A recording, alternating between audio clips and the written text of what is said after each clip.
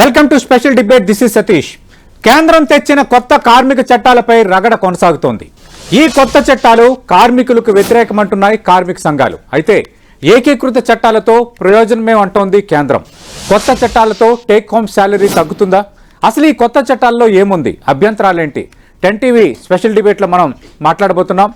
చర్చలో పాల్గొంటున్నారు CPM senior నేత మాజీ శాసనసభ్యులు ఎంఏ గఫూర్ గారు కర్నూలు నుంచి, అలాగే భారతీయ జనతా పార్టీ నుంచి మరికాసేపట్లో ఆ పార్టీ రాష్ట్ర కార్యదర్శి అలాగే అధికార ప్రతినిధిగా ఉన్న ప్రకాష్ రెడ్డి గారు డిబేట్లో జాయిన్ కాబోతున్నారు. గఫూర్ గారు, తెచ్చిన కార్మిక చట్టాలు కార్మికులకి ప్రయోజనం చేకూర్చేవే. గతంలో ఒక 5 ఏళ్ళు పనిచేస్తే గ్రాట్యుటీ వచ్చేది, ఇప్పుడు ఏడాదికే వస్తుంది. అలాగే మహిళల పని గంటలకు సంబంధించి వెసులుబాటు కల్పించాం. అలాగే అటు ఉద్యోగులకు సంబంధించి వాళ్ళ హక్కులకు సంబంధించి గతంలో లేని హక్కులు ఇప్పుడు పొందుపరచబడ్డాయని ఈ కార్మిక చట్టాలను సమర్థిస్తున్న వాళ్ళు అంటున్నారు. మీకున్న అభ్యంతరాలు ఏంటి సార్? దీనివల్ల నష్టం అంటున్నారు కదా, ఎలా నష్టం అని? కార్మిక చట్టాలు భారతదేశంలో ఎవరు దయాదాక్షిణ్యం కాదండి. బ్రిటిష్ కాలంలో నుంచి కార్మిక వర్గం పోరాడుతుంది. సమాన పనికి సమాన వేతనం బ్రిటిష్ కాలంలో వచ్చింది. కనీస వేతనాల చట్టం బ్రిటిష్ కాలంలో వచ్చింది. స్వాతంత్రం వచ్చిన తర్వాత బోనస్, గ్రాట్యుటీ, ఫ్యాక్టరీస్ యాక్ట్ ఇట్లాంటివన్నీ కూడా వచ్చేసినాయి. ఈరోజు కార్మిక వర్గం యొక్క 29 చట్టాలను రద్దు చేసి దాని స్థానంలో 4 స్మృతులు, మనుస్మృతి లాగా కార్మిక స్మృతులు పెట్టిన 4. ఈ 4 స్మృతుల్లో ఏదైతే కార్మిక చట్టాల్లో ఉండాల్సినటువంటి సారాంశం ఉందో, కార్మిక చట్టాల్లో కార్మికులకు అనుకూలమైన అంశాలు ఉన్నాయో అవి తొలగింపబడ్డాయి. అవి తొలగించబడి పైకి చూడడానికి మేము చాలా మంచి చేసినామని చెప్తారు వాళ్ళు. అసలు ఒక్క కార్మిక సంఘంతో చర్చించారా వీళ్ళు? ఏ కార్మిక సంఘం కనీసం బిఎంఎస్ అయినా చర్చించిందా? ఏ కార్మికుల యొక్క అభిప్రాయాలు తీసుకోకుండా కేవలం యజమానుల సంఘం తయారు చేస్తే దాన్ని కార్మికుల నెత్తి మీద రుద్దడానికి చేస్తున్న ప్రయత్నం తప్ప ఇంకోటి కాదు. ఇది చాలా అన్యాయమైంది. ఇప్పుడు వర్క్మెన్ కాంపెన్సేషన్ యాక్ట్ ఉందండి, కార్మికుల యొక్క నష్టపరిహార చట్టం. కార్మికుల నష్టపరిహార చట్టం ఇంతకుముందు స్ట్రైట్ వే యజమాని మీద కేసు పెట్టేటువంటి అవకాశం ఉండింది, ఇప్పుడు లేదట్లా. దానికి నానా తతంగం పెట్టినారు. అల్టిమేట్గా ఏమవుతుందంటే కార్మికుడు చనిపోతాడు, ఆ యజమాని మీద కేసు పెట్టడానికి 6 నెలల్లో ఎంతో టైం ఇచ్చారు. ఆ తర్వాత నీరు గారిపోతుంది. అంటే యజమానుల యొక్క దయ మా అదృష్టం, కార్మికుల యొక్క అదృష్టం. కనీస వేతనాల చట్టం అన్నారు. గతంలో కనీస వేతనాల చట్టం ఎట్టుండింది? కనీస వేతనాల చట్టంలో ప్రభుత్వము ఒక కమిటీని నియమిస్తుంది. ఆ కమిటీ కార్మికుల యొక్క ధరల పెరుగుదల, జీవన ప్రమాణం దృష్టిలో పెట్టుకొని, ఇతర ప్రజల యొక్క జీవన ప్రమాణాలను దృష్టిలో పెట్టుకొని వాళ్ళు వేతనాలు నిర్ణయించేవాళ్ళు ధరల పెరుగుదలను బట్టి. ఇప్పుడేమంటున్నారు? నేషనల్ యావరేజ్ మినిమం వేజ్ అయితే ఉంటుందో అది సెంట్రల్ గవర్నమెంట్ నిర్ణయం చేస్తుంది. దానికి తక్కువ కాకుండా చూస్తారంట. నేషనల్ మినిమం వేజ్ ఇప్పుడు 7,000 చిల్లర ఉందండి. నన్ను అడగండి, మిమ్మల్ని అడుగుతున్నాను నేను, అసలు భారతదేశంలో కార్మికుడు 7,000 రూపాయలతో పనిచేయాలంటే బతుకుతాడా వాడు? కాబట్టి కనీస వేతనాల్లో అన్యాయము, పని గంటల్లో అన్యాయము, బోనస్, గ్రాట్యుటీ. ఇప్పుడేం చెప్తున్నారు? గిగ్ వర్కర్స్ గ్రాట్యుటీ పెట్టినారంట. నేను అడుగుతున్నా, సిన్సియారిటీ ఉంటే స్కీమ్ వర్కర్లు ఉన్నారండి దేశంలో. అంగన్వాడీలు, ఆశా వర్కర్లు దాదాపు 1 కోటి మంది ఉన్నారు దేశంలో. ఈ 1 కోటి మందికి గ్రాట్యుటీ ఇస్తున్నారా సెంట్రల్ గవర్నమెంట్? ఏమిటి దగా చేయడం తప్ప ఏం కాదు. ఇది కార్మికుల సానుకూలత అనే పేరుతో యజమానులకు ఊడిగం చేయడం, యజమానులకు అనుకూలంగా చట్టాలు చేయడం. ఇంతకుముందు చట్టాలన్నింటినీ రద్దు చేయడం, 29 చట్టాలు రద్దు చేసి వాళ్ళ దయా మా అదృష్టం అన్నట్టుగా కార్మిక చట్టాలు చేయడానికి మాత్రం కార్మిక వర్గం అంగీకరించదు. రైట్. గఫూర్ గారు, మీరు లైన్లోనే ఉండండి. ప్రకాష్ రెడ్డి గారు, అంటే కొత్తగా కార్మిక చట్టాలు ఉన్నాయి, అంటే 29 కార్మిక చట్టాల బదులు 4 ఏకీకృత కార్మిక చట్టాలను తీసుకొచ్చారు. అయితే దీనివల్ల ప్రయోజనం ఏమీ లేదన్నది ప్రధానంగా దీన్ని వ్యతిరేకిస్తున్న వాళ్ళ అభ్యంతరం. ఒకటి, కార్మిక సంఘాలతో డిస్కస్ చేయలేదనేది ఒకటి. 2, పని గంటలు వేతనం విషయంలో ముందు చట్టాల్లోనే హక్కులు ఉన్నాయనేది రెండోది. దీనిపై మీ వివరణ ఏంటి? సార్, ముందు పెద్దలకు నమస్కారం. మీకు కూడా గుడ్ ఈవినింగ్ ప్రకాష్ గారు. ఇప్పుడు బీజేపీ ప్రభుత్వం వచ్చినాక ఇది 2వ చట్టాలు సవరణ జరుగుతుంది. ముందు 2017, 18 ఆ ప్రాంతాల్లో కూడా 16 నాకు తెలిసి 16లోనే 16లోనే సవరణ జరిగింది. అప్పుడు కూడా సేమ్ స్టోరీ, సేమ్ రిపీట్ చేశారు. ఈ చట్టాలను వ్యతిరేకిస్తున్నామని జాతీయ స్థాయిలో ధర్నాలు చేశారు, బంధులు చేశారు, కార్మికుల దేశవ్యాప్తంగా హర్తాలు ప్రకటించారు, అన్ని చేసినారు. కానీ కార్మికులు ఎవ్వరూ సహకరించాలి. కార్మికులకు అర్థమైపోయింది ఇవన్నీ కూడా జరుగుతున్నటువంటి పరిణామాలు కార్మిక శ్రేయస్సు కోసం, కార్మిక సంక్షేమం కోసం ఉన్నాయని అనుకున్నారు. కాబట్టి ఎవరు వాళ్ళు ఎంబడి పోలే. అందుకోసం చాలా స్పష్టంగా వాళ్ళ డిమాండ్స్ ఏవైతున్నాయో అవి డిమాండ్స్ సహేతుకంగా లేవని కార్మికులే ఫీల్ అవుతున్నప్పుడు మనం ఎన్నిసార్లు కార్మికుల గురించి మాట్లాడినా అది దాంట్లో పెద్ద బలం ఉన్నదని అనుకోవట్లేదు. ఇప్పుడు కూడా ఏంటంటే గతంలో కూడా మీరు అంటే ఈ కార్మిక చట్టాల మార్పులు అనేటువంటివి వారు వ్యతిరేకిస్తున్నారు. కమ్యూనిస్టు, ఏఐటీసీ, ఐఎన్టీ, మన సిఐటి వాళ్ళు ఏమైనా వ్యతిరేకిస్తుండొచ్చు. కానీ ఈ కార్మిక చట్టాల మార్పులకు అంకురార్పణ జరిగిందే వీళ్ళు మద్దతు ఇచ్చినటువంటి ప్రభుత్వాల కాలంలో కదా, యూపీఏ హయాంలో జరిగినాయి కదా. ఇప్పుడు పివి నరసింహ కాలంలో మొదలైతే మనం మన్మోహన్ సింగ్ కాలం కూడా జరిగినాయి కదా. అప్పుడు వీళ్ళంతా అధికార పార్టీలో ఉండి అధికారాన్ని సహకరించిన వాళ్ళే కదా. కాబట్టి కొత్తగా ఏదో మార్పులు జరిగినాయి అనుకుంటే అది తప్పు. ఇంకా కరెక్ట్ చెప్పాలంటే కార్మికుల సంక్షేమం మరింత బలపడిందని చెప్పదలుచుకున్నాను. అంటే సంక్షేమం కరెక్ట్ చాలా స్పష్టంగా ఉపయోగిస్తున్న పదాన్ని. కార్మికుల సంక్షేమం మరింత బలపడింది 2016 సంవత్సరం తర్వాత. ఇప్పుడు ఇంకా కొత్త సంస్థలు కూడా ఇంట్లోకి వచ్చేసినాయి. కొత్త యాక్టివిటీ ఉంటే గిగ్ వర్కర్స్ ఇప్పటిదాకా గుర్తింపబడలేదు. అనార్గనైజ్ సెక్టర్ కూడా చాలా అనార్గనైజ్ సెక్టర్ విషయంలో కూడా ప్రభుత్వం చాలా నిర్ణయం తీసుకుంది. కాబట్టి అది ఒకటే కాదు, హాస్పిటల్స్, ఈఎస్ఐ హాస్పిటల్ దగ్గర నుంచి మొదలు పెడితే జీపీఎఫ్ లో అంటే ఈపీఎఫ్ లో మిగిలిన ఎంప్లాయీస్ ప్రావిడెంట్ ఫండ్ దాంట్లో మిగిలినటువంటి డబ్బులు వాటికి వచ్చేటువంటి వడ్డీ మీరు అర్థం చేసుకోండి. ఇప్పటి వరకు ఎన్ని ఇబ్బందులు వచ్చినా ప్రావిడెంట్ ఫండ్ కి ఇప్పుడు వడ్డీ తగ్గిందా ఇప్పటిదాకా? ఎక్కడన్నా తగ్గిందా? మీరు అర్థం చేసుకుంటే 10 సంవత్సరాలు దాటిపోయింది కదా. తగ్గిస్తుంది, ప్రావిడెంట్ ఫండ్లు ఎక్కడో పెట్టేసినారు, కార్పొరేట్ లో పెట్టేసినారు, మా డబ్బులన్నీ తీసుకపోయినారు, మా డబ్బులన్నీ అది చేసినారు. ఇవన్నీ మనం మాట్లాడినాం కదా కార్మిక సంఘాల తరఫున. బట్ ఫైనల్ లో జరిగింది ఏంది? ఈ సంవత్సరం వరకు కూడా ఇప్పటి వరకు కూడా స్ట్రీమ్ లైన్ చేసి లంచాలు లేకుండా ప్రావిడెంట్ ఫండ్ ను సకాలంలో రాష్ట్ర ప్రభుత్వాలు ఇస్తలేవండి ప్రావిడెంట్ ఫండ్ పైసలు. బట్ కేంద్ర ప్రభుత్వం యొక్క employees provident fund, government employees provident fund సకాలంలో వస్తలేదు. ప్రైవేట్ ఎంప్లాయీస్ కి సకాలంలో ప్రావిడెంట్ ఫండ్ వస్తుంది. ఆన్లైన్ లో సిస్టమ్ డెవలప్ చేశారు. కాబట్టి సంక్షేమం అనేటువంటిది రైతు కార్మికుల సంక్షేమం చాలా స్పష్టంగా ఉంది. దీంట్లో ఇప్పుడు గిగా వర్క్ అంటే నేను ఇవన్నీ లోపలికి పోదలుచుకోలేదు కానీ మరి ఇన్ డీటెయిల్ గా మాట్లాడదాము. అంటే 29 చట్టాలను బదులు 4 చట్టాలు ప్రవేశపెట్టే ముందు కార్మిక సంఘాలను సంప్రదించాల్సింది కదా. అందరితో మాట్లాడితే మా అభ్యంతరాలు లేదంటే ఇప్పుడున్న పరిస్థితులకు ఏం కావాలని అడిగే వాళ్ళం కదా. కనీసం భారతీయ మజ్దూర్ సంఘం కూడా సంప్రదించలేదు. ఇది కపూర్ గారు ప్రస్తావిస్తున్నారు. భారతీయ మజ్దూర్ సంఘం సంప్రదించడం లేదనేది వాళ్ళేం చెప్పారు. భారతీయ మజ్దూర్ సంఘం కూడా ఓ కాలంలో భారతీయ మజ్దూర్ సంఘం కూడా ఈ కార్మిక సంఘాల్లో ఉండి పనిచేసిందే. గత 2018లో కూడా ధర్నా చేశారు, హర్తాలు చేసినప్పుడు కూడా ఇవన్నీ ఉన్నాయి. బిఎంఎస్ కూడా హర్తాలు కొంతకాలం మద్దతు ఇచ్చింది. కాబట్టి బిఎంఎస్ అనగానే కదా బీజేపీయో అని అనుకోవాల్సిన అవసరం లేదు. కార్మికుల గురించి కార్మికులు మాట్లాడుతుంటారు. అయితే అట్ ది సేమ్ టైం మళ్ళీ స్పష్టంగా చెప్తున్నా, కార్మిక సంఘాలు ఈ రోజున అంటే ఎందుకు నిర్వీర్యం అయిపోయినాయి కార్మిక సంఘాలు? ఇప్పుడు మీకు హైదరాబాద్ లో పబ్లిక్ సెక్టర్స్ ఉన్నప్పుడు ఒక ట్రేడ్ యూనియన్ లీడర్ అంటే అసలు మామూలు ఇప్పుడు పి జనార్దన్ రెడ్డి లాంటి వాళ్ళు, నరేంద్ర లాంటి వాళ్ళు ట్రేడ్ యూనియన్ లోకి వచ్చినారు. ఈ ట్రేడ్ యూనియన్ సంస్థలు నిర్వీర్యం కావడానికి కారణం ఎవరు? ఎవరి నుంచి ప్రారంభమైంది? ఆ వ్యక్తులను ఈ రోజు మీరు శక్తులుగా పరిగణించి ఆ వ్యక్తుల గురించే కదా మీరు రోజు వకాలతో పుచ్చుకుంటున్నారు. ప్రధానంగా పాయింట్అవుట్ చేస్తున్న మరో అభ్యంతరం ఏంటంటే కార్మికులు సమ్మెకి వెళ్లకుండా కొత్త నిబంధనలు నిరోధిస్తున్నాయని. ఎందుకంటే ఒక కంపెనీలో 50% మించిన ఉద్యోగులు సెలవులోకి వెళ్తే దాన్ని ఒక సమ్మెగా పరిగణిస్తారు అని కొత్త రూల్ ఇప్పుడు పెట్టారని. మూకుమ్మడిగా ఒకటే రోజు వాళ్ళు సీఎల్ పెట్టుకుంటే, ఒకరోజు సీఎల్ పెట్టుకుంటే సమ్మెగా నిర్ణయిస్తారు. మీరు ఇంకా అక్కడ దాకా పోయినారు కదా. ఇప్పుడు నేను చిన్న ఎగ్జాంపుల్ చెప్తా. ఇప్పుడు తెలంగాణ ప్రభుత్వం ఉంది, డాక్టర్స్ ఉన్నారు. డాక్టర్స్ కి మీకు లీవులు ఇవ్వబడవని రాసి పంపిస్తారు ఒక 2 నెలలు. సీజన్స్ లో మీరు వర్షాకాలం వచ్చిన మీకు లీవులు తీసుకోకూడదు అంటారు. నా రైట్ కదా, క్యాజువల్ లీవ్స్ నా రైట్ కదా. ఒక డాక్టర్ కి 15-30 క్యాజువల్ లీవ్స్ ఉంటాయి కదా, రైట్ కదా. కరోనా కాలంలో 6 నెలల పాటు ఎవరికి ఏ డాక్టర్ కు లీవ్ ఇవ్వలే కదా. అంటే దాని అర్థమైంది అంటే కార్మిక డాక్టర్ల యొక్క పనిని అణించినట్ట.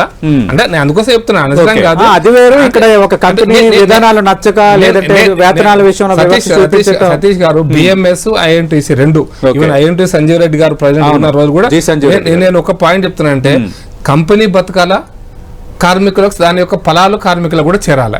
ఎంత చేరుతాయి అంటే కంపెనీ పెట్టుబడి పోను, కంపెనీ నష్టాలు పోకుండా కార్మికుల సంక్షేమం, కార్మికుల శ్రేయస్సు రెండు చూడాలనేటువంటిది బయట నుంచి ఉంది. కాబట్టి మేము దానికి కట్టుబడి కంపెనీ కూడా నడవాలి. మీరు 50% నా ఇప్పుడు కొన్ని కెమికల్ కంపెనీస్ ఉంటాయి, ఒకరోజు బంద్ చేయలేము, దాన్ని 24 hours నడవాల్సిన సిచ్యుయేషన్ ఉంటుంది. కాబట్టి నేను ఇంకోటి చెప్తున్నాను, ఈ ట్రేడ్ యూనియన్స్ అంటే ట్రేడ్ యూనియన్ యాక్టివిటీ నేను కాదంటాం కాదు, కానీ ఈ రోజు మేనేజ్మెంట్స్ విషయంలో కూడా ఈ చట్టాలు మార్చింది గత ప్రభుత్వ యూపీఏ కాలంలోనే. మేనేజ్మెంట్ లో ఇప్పుడు ఎవడన్నా ట్రేడ్ యూనియన్ మొదలు పెడితే వాళ్ళు తీసేస్తున్నారు మేనేజ్మెంట్స్. దాన్ని అది తీసుకొచ్చింది ఎవరు? తీసుకొచ్చింది ఇప్పుడు మీకు ఎగ్జాంపుల్ లాబొరేటరీస్ లో ఎంత మందిని తీసేస్తారు అట్లా ట్రేడ్ యూనియన్ పెట్టంగానే తీసేస్తారు. ఇది యూపీఏ హయాంలో జరిగింది. రెండోది మీరు ఆరోపిస్తున్నట్టు ఇందులో ఇబ్బందులు ఏమీ లేవు, ఇంకా సంక్షేమం పెరిగింది అంటున్నారు కార్మికులకి. కానీ ఆయన తెలుసుకోకుండా వచ్చాడు సబ్జెక్టు. ఇప్పుడు కార్మిక చట్టాల యొక్క సవరణ ఇదే చేసింది. బీజేపీ గవర్నమెంట్ లోకి వచ్చిన తర్వాత ఫిక్స్డ్ టైం ఎంప్లాయ్మెంట్ అనేటువంటి ఒక చట్టాన్ని సవరించారు తప్ప ఇప్పుడు 29 చట్టాలను సవరించింది ఇప్పుడే. అంటే చట్టాల సవరణ పార్లమెంట్ లో ఇంతకుముందు ఆమోదిస్తే అమలు జరిగింది 2 రోజుల నుంచి. కాబట్టి పెద్దలు ప్రకాష్ రెడ్డి గారు తెలుసుకోవాలా. రెండవది ఏమిటంటే కార్మిక సంఘాల యొక్క ఏర్పాట్లో ఆంక్షలు వచ్చేసినాయి, కార్మిక సంఘాల గుర్తింపులో ఆంక్షలు వచ్చేసినాయి, కార్మికులు దాదాపు సమ్మె చేయలేనటువంటి పరిస్థితికి ఈ చట్టాలు ఈ 4 కోట్లలో పెట్టేసినారు. ఆ తర్వాత ఆ కార్మిక నష్టపరిహార చట్టంలో మార్పులు జరిగాయి, కార్మికుల కనీస వేతనాల చట్టంలో మార్పులు జరిగాయి, పని చేసి తీరాలా అనేటువంటి ఒక పద్ధతి వచ్చేసింది. ఆ ఫ్యాక్టరీ ఇన్స్పెక్టరేట్ యొక్క పర్యవేక్షణ ఇన్స్పెక్షన్స్ దాంట్లో మార్పులు వచ్చేసినాయి. కాబట్టి మొత్తం ఒక సర్పానికి ఉండేటువంటి కూరలు బీకేస్తే ఆ సర్పం ఏం చేస్తుంది? దాన్ని నెత్తి మీద కొడతారు. ఇప్పుడు ఈ 4 కోడ్లు 4 స్మృతులు ఇవన్నీ కూడా యజమానుల యొక్క స్మృతులు తప్ప కార్మికులకు అనుకూలమైన స్మృతులు కావు ఇవి. కాబట్టి కార్మిక వర్గం ఏదో ఇంతకుముందు వ్యతిరేకించింది, ఇప్పుడు ఇంతకుముందు వ్యతిరేకిస్తూ ఈ 4 సంవత్సరాలుగా ఇదే రాద్ధాంతం జరుగుతుంది. ఇప్పుడేమంటే సెంట్రల్ గవర్నమెంట్ బీజేపీ ఆధ్వర్యంలో ధైర్యం చేసి అమలు చేసి తీరుతాం ఏమైతే, ఎందుకంటే అదానీలు అంబానీలు రాజపోషకులు వీళ్లకు, కాబట్టి వాళ్ళు కనపడుతున్నారు, ఫ్యాక్టరీ యజమానులు కనపడుతున్నారు. కాబట్టి వాళ్ళకు అనుకూలంగా కార్మిక వ్యతిరేకమైనటువంటి అంశాలతో కూడినటువంటి కోడ్లు తప్ప ఇవి కార్మికులకు అనుకూలమైన అంశాలు చట్టాల నుండి తొలగించారు. నేను చెప్తున్నాను, ఏం బిఎంఎస్ మీకు అనుకూలంగా ఇంతకుముందు ఉంది కదా, బిఎంఎస్ తో చర్చించారా? లేదు కదా, ఏ కార్మిక సంఘం చర్చించలేదు. కార్మికుల యొక్క మనోభిప్రాయాలు ఎట్లా తెలుసుకుంటారు మీరు? యజమానుల సంఘం పెడితే అవన్నీ కూడా ఆమోదిస్తారా? కాబట్టి 100% ఇది కార్మికులకు ఆమోదయోగ్యమైనటువంటి స్మృతులు కావు. ఈ కోడ్లు మాత్రం కార్మికులు అంగీకరించేటువంటి కాదు. నేను అడుగుతున్నాను, ఇంతకుముందు ప్రకాష్ రెడ్డి గారిని అడుగుతున్నాను, మీకు ధైర్యం ఉంటే మీరు అంగన్వాడీలకు, ఆశాలకు లేదా మీ తరఫున ఎంప్లాయ్ చేయబడుతున్నటువంటి ఈ మొత్తం స్కీమ్ వర్కర్లకు గ్రాట్యుటీ ఇస్తున్నాం మేమని చెప్పండి. చెప్తారా? ఇప్పుడు వాళ్ళందరికీ ఇంప్లిమెంట్ చేస్తామని. వాళ్ళకి కనీస వేతనాలు లేవు, వాళ్ళకి ఎలాంటి హక్కులు లేవు, వాళ్ళేమో బానిసలు, కార్మికులు బానిసలుగా పనిచేయాలి. అంగన్వాడీ కేంద్రాలు రాష్ట్ర ప్రభుత్వాలు కేంద్ర ప్రభుత్వాలు పనిచేస్తాయి సార్. జీతాలు కేంద్ర ప్రభుత్వం నిధులు ఇస్తుంది, కానీ పనిచేస్తే ఎవరిని ప్రభుత్వం యొక్క స్కీమ్ ఎవరి మేనేజ్మెంట్ లో పనిచేస్తారు పిల్లల పాత మాది కాదు అని కేంద్ర ప్రభుత్వం అధీనంలో ఆశా మీ స్కీము, అంగన్వాడీ మీ స్కీము, అంగన్వాడీ పనిచేసే వ్యవస్థ ఎక్కడి నుంచి, వ్యవస్థ ఎక్కడి నుంచి ఇది కేంద్ర పథకము, వాళ్ళని అడగండి అంటారు. అంటే మీ కార్మిక సంక్షేమం ఇదంతా కూడా నేతి బిరక నెయ్యి ఉంటదని. నేతి బిరకాయలు నెయ్యి ఎట్లుంటుందో మీ కార్మిక సంక్షేమంలో సంక్షేమం అట్లుంది. రైట్. ప్రకాష్ రెడ్డి గారు, అంటే ఇంకో చర్చ కూడా జరుగుతోంది, అంటే ఇక్కడ నుంచి ఉద్యోగులకి చేతికి వచ్చే జీతం తగ్గుతుంది ఈ చట్టాల వల్ల అని. అది బాగా సోషల్ మీడియాలో తిరుగుతుంది. మీకు సోషల్ మీడియాలో చేస్తున్నటువంటి ప్రయత్నమే కానీ ఎక్కడ తగ్గదు సార్. ఇప్పుడు మీకు వారు చెప్తున్నారు కదా, వేజ్ బోర్డు ఇంప్లిమెంటేషన్ 7,000 కనీస జీతం అని. సార్ నేను చిన్న కంపెనీ నడిపించిన సార్, ఈ రోజు కాదు, నేను 15 ఏళ్ల కింద చిన్న కంపెనీ నడిపించిన. 23 నాకు ఇక నేను బూత్ భాషలు చెప్పాలంటే 23 మొగలు. నాకు లేబర్ కమిషన్ వస్తాడు, ఈఎస్ఐసి వస్తాడు, ఇండస్ట్రీ డిపార్ట్మెంట్ వస్తుంది, మన ఏమంటారు వేజ్ వాళ్ళు వస్తారు, దాని తర్వాత పిఎఫ్ వాళ్ళు వస్తారు, దాని తర్వాత ఎవడు ఇంకా ఏమంటారు బాయిల్స్ ఆపరేటర్స్ వాడు వస్తాడు. 23 మందికి వేసండి మెచ్చేస్తాను తూకాల కాడ వస్తాడు ఒక్కొక్క లంచం ఎన్ని లంచాలు ఇవ్వలేకనే కంపెనీ బంద్ చేశాను సార్. నేను కరెక్ట్ చెప్పాలంటే లంచాలు ఇవ్వలేకనే కంపెనీ బంద్ చేశాను సార్. ఈ స్థాయిలో ఉండాలన్నా కార్మికుల కోసం ఇప్పుడు నేను కార్మికుల శ్రేయస్ కోసం నేను ఇవాళ చెప్తున్నాడు 7,500 రూపాయలు మినిమం వేజ్ అని. మా కంపెనీ కాదు సార్, ఈ దేశంలో ఏ కంపెనీ కూడా 15,000కు 18,000 తక్కువ ఏ కంపెనీ జీతం ఇవ్వట్లేదు sir. A company minimum wage board government of India minimum wage board commission ఒకటి ఉంది, స్టేట్ గవర్నమెంట్స్ కూడా ఉన్నాయి కదా. ఇవాళ మా బీజేపీ నాయకుడు అక్కడ అపాయింట్ అయ్యాడు కదా ఆంధ్రప్రదేశ్ లో, minimum wage board commission chairman గా అపాయింట్ అయ్యాడు కదా. రాష్ట్ర ప్రభుత్వాలు మినిమం వేజ్ బోర్డ్ చైర్మన్స్ ఉన్నారు కదా, మరి వాళ్ళు ఎందుకు పట్టించుకోరు? రాష్ట్ర ప్రభుత్వాలలో మీరున్న రాష్ట్ర ప్రభుత్వాలు కూడా ఉన్నాయి కదా, మీరు సహకరిస్తున్న రాష్ట్ర ప్రభుత్వాలు కూడా ఉన్నాయి కదా, మీ చేతిలో ఉన్న రాష్ట్ర ప్రభుత్వాలు ఉన్నాయి కదా, ఎందుకు చేస్తున్నారు మరి అవన్నీ కూడా? మీరు మద్దతు ఇస్తున్న వాళ్ళు ఉన్నారు కదా. అందుకోసమనే మనం 2 రకాలుగా managements plus at the same time కార్మికుల సంక్షేమ 2 కలిపినప్పుడే ఇది జరుగుతుంది. ఈ రోజు మీరు హైదరాబాద్ నగరం తీసుకోండి సార్, పెద్ద పెద్ద పబ్లిక్ సెక్టర్ ఇండస్ట్రీస్ బంద్ అయిపోయినాయి. అవి 1000 ఎకరాలు ఎందుకు బంద్ అయిపోయినాయి మీకు తెలుసు, నాకు తెలుసు, చెప్పక్కర్లేదు. పెద్ద పబ్లిక్ సెక్టర్స్ ఈ రోజున ప్రైవేట్ సెక్టర్ లో కూడా ఏ కంపెనీలో కూడా 20,000కు తక్కువ ఉద్యోగం ఏ లేబర్ ఈవెన్ స్వీపర్ కూడా చెప్పండి 20,000కు తక్కువ ఎక్కడ ఉందో చెప్పండి. మినిమం వేజ్ బోర్డు ఇంప్లిమెంట్ అవుతుందా లేదా అంటే దానికి ఇప్పుడు state minimum wage board commission chairman ఉన్నాడు కదా, ఇక రాష్ట్రంలో ఉన్నాడు కదా, veg board chairman veg board department చేసే పని అయింది సార్. మరి మీ ప్రభుత్వం ఇక్కడ మీరు సహకరిస్తున్న ప్రభుత్వమే కదా, చేయమనండి. ఇప్పుడు ఇక్కడ ఏ కంపెనీ ఉందో బయట పెట్టమనండి. గఫూర్ గారు, అంటే కేవలం ఇది ఇంకా నోటిఫై చేయలేదు, తుది నిబంధనల్ని ముసాయిదా నిబంధనలు తిరిగి నోటిఫై చేసి కార్మిక సంఘాల నుంచి అభిప్రాయాలు తీసుకోవాలని కేంద్రం నిర్ణయించిందంటున్నారు. అలాగే వచ్చే సంవత్సరం మార్చి నాటికి నిబంధనలు రూపొందించే అవకాశం ఉందంటున్నారు. మరి మీ అభ్యంతరాలు తెలియజేస్తారా? ఇంకా నోటిఫై చేయలేనప్పుడు అంత ఫైనలైజ్ అయిందని ఎట్లా అనుకుంటారు? కాదు సార్, కొంచెం వినండి ప్రకాష్ రెడ్డి గారు.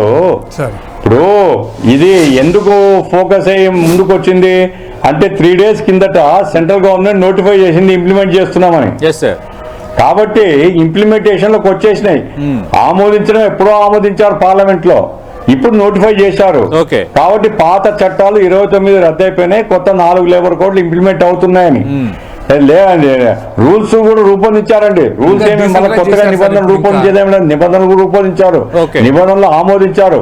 నా పాయింట్ అంతా ఒకటి ఏమంటే, ఎప్పటికి కానీ ఇప్పుడు కార్మికుడి యొక్క జీవితానికి సంబంధించిన ఇష్యూ అండి.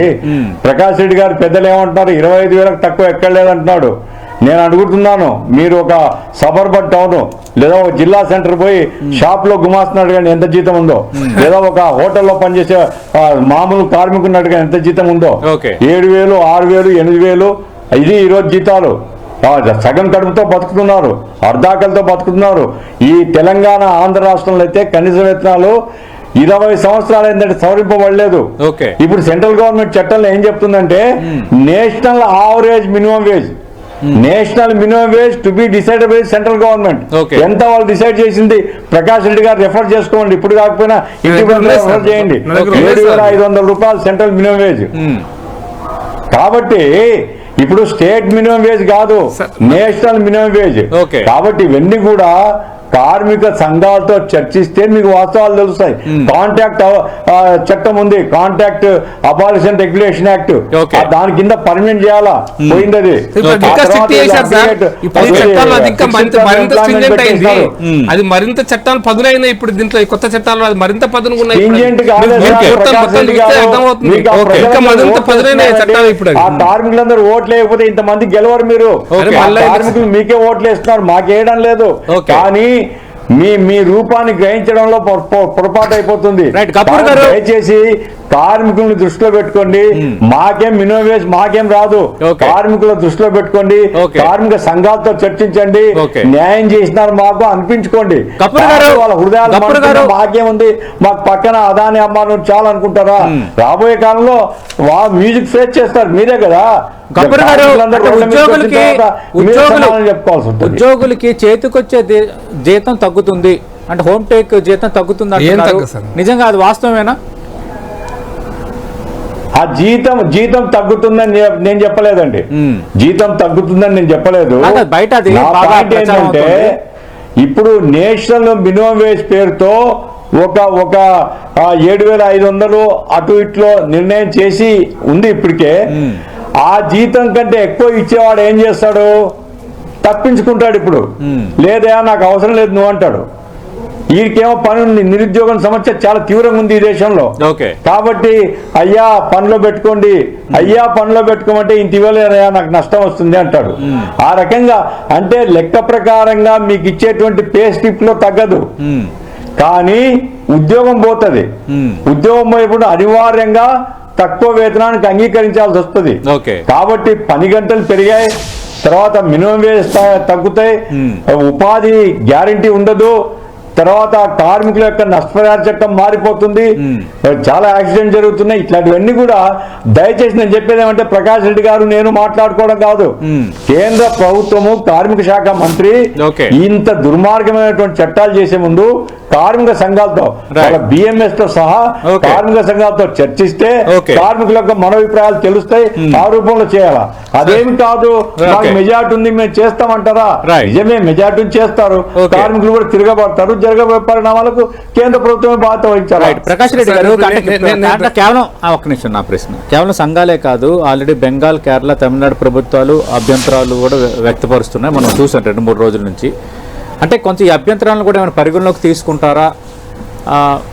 ఏం జరగబోతుంది, ఏం ఎక్స్పెక్ట్ చేయొచ్చు సార్? ఇప్పుడు వారు చెప్పిన దానికి నేను కొనసాగింపు చెప్తాను సార్. కంపెనీ జీతాలు ఇవ్వాలా, దాంతోపాటు లేబర్ యొక్క వెల్ఫేర్ అంటే వాళ్ళ యొక్క సంక్షేమంలో ప్రావిడెంట్ ఫండ్ ఉంది, ఈఎస్ఐసి ఉంది, గ్రాట్యుటీ ఉంది, సిఎల్స్ ఉన్నాయి, ఈఎల్స్ ఉంటాయి వాళ్ళకి పనిచేసిన దానికి. మీరు ఇంకా ఇప్పుడు కార్మికుల సంక్షేమం మరింత పదునైంది అంటున్న దీంట్లో. ఇదివరకు 5 సంవత్సరాలు పనిచేస్తే గ్రాట్యుటీ మొదలు పెట్టేది, ఇప్పుడు 1 సంవత్సరానికి మొదలు పెడతారు కదా గ్రాట్యుటీ. అంటే జాయిన్ అయిన తర్వాత 1 సంవత్సరం తర్వాత ఇమ్మీడియట్ గ్రాట్యుటీ ఇవ్వాలి. గ్రాట్యుటీ అంటే 20 వర్కింగ్ డేస్ కనుక ఉంటే ఒక రోజు ఉద్యోగ జీతం వారికి ఇవ్వాలి. వాళ్ళు ఎప్పుడన్నా వాళ్ళని రిటైర్మెంట్ అని 10 ఏళ్ళు ఉద్యోగం చేసి వెళ్ళిపోతున్నా 10 ఏళ్ళ లోపల ఆయన పనిచేసిన రోజులకి గ్రాట్యుటీ ఇవ్వాల్సిందే కదా. ఇటువంటి అనేక పదునైనటువంటి అంశాలు వచ్చినాయి ఇప్పుడు. అందుకోసం ఇప్పుడు కార్మికుల యొక్క ఆరోగ్యం, కార్మిక కుటుంబ సభ్యుల యొక్క ఆరోగ్యం, నేను మళ్ళీ చెప్తున్న కార్మికులు ఒక్కరే కాదు, ఒక కార్మికుడు పనిచేస్తే వారి కుటుంబ సభ్యులు తల్లిదండ్రులతో సహా ఏదైతే మిగతా గవర్నమెంట్ ఉద్యోగస్తున్నాయో వాటి ఇప్పుడు ఫర్ ఎగ్జాంపుల్ ఈఎస్ఐసి కార్పొరేషన్ ఉంది, ఈఎస్ఐసిలో హైదరాబాద్ జిహెచ్ఎంసీ పనిచేస్తున్న వాడు దాంట్లో ఉన్నారు. రాష్ట్ర కేంద్ర ప్రభుత్వాలు కలిపే ఉంటాయి ఈఎస్ఐసి కార్పొరేషన్, ఇక్కడ ఉంటుంది అక్కడ ఉంటుంది. ఈ సంక్షేమ పథకానికి నిధులు పెరిగినాయా తగ్గినాయా, కంపెనీలు కడుతున్నాయా లేవా, కంపెనీలు దాంట్లో కార్మిక సంఘాల సభ్యులు ఉన్నారా లేదా, పరిశ్రమ సభ్యులు కూడా దాంట్లో ఉన్నారు కదా ఈఎస్ఐసిలో. దానికోసం ఒక విషయం గ్రాట్యుటీ, ప్రావిడెంట్ ఫండ్, ఈఎస్ఐసి మొదలైన అనేక అంశాల విషయంలో, ఈవెన్ లీవ్స్ విషయంలో కూడా, లీవ్స్ విషయంలో అనేక అంశాల విషయంలో ఈ చట్టం మరింత బలం చేస్తుంది, కార్మికులకు న్యాయం చేస్తుంది. కాబట్టి కార్మికులకు న్యాయం చేసే చట్టాలను మీరు వెల్కమ్ చేయకపోతే మీరు అట్లాగే అంటుంటారు, కార్మికులు మా వైపు వస్తూనే ఉంటారు, దాంట్లో డౌటే లేదు. ఆ ప్రశ్నకు సమాధానం చెప్పాలంటే అభ్యంతరాలు వస్తున్నాయి కాబట్టి మరోసారి కన్సిడర్ చేస్తారా?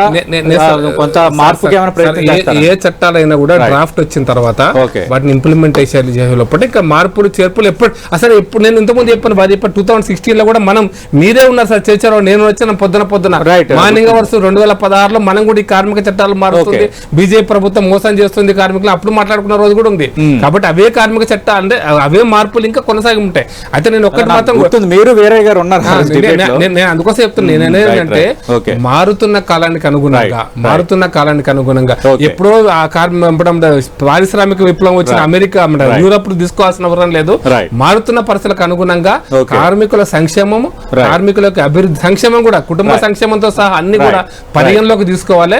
కేంద్ర రాష్ట్ర ప్రభుత్వాలు కలిసి పనిచేయాలి తప్పిస్తే కేంద్రం మీద నెట్టేసి కేంద్రమే తప్పు చేస్తే మిగతా అంతా బాగుంది అనుకుంటే మాత్రం correct. Thank you Prakash Reddy గారు, థ్యాంక్ యూ గొప్పర్ గారు. కొత్త చట్టాలకు సంబంధించి ఎలాంటి అభ్యంతరాలు లేవు, ఇది ఉద్యోగాల హక్కులు సంక్షేమానికి మరింత తోడ్పాటు అందించేవని బీజేపీ అంటోంది.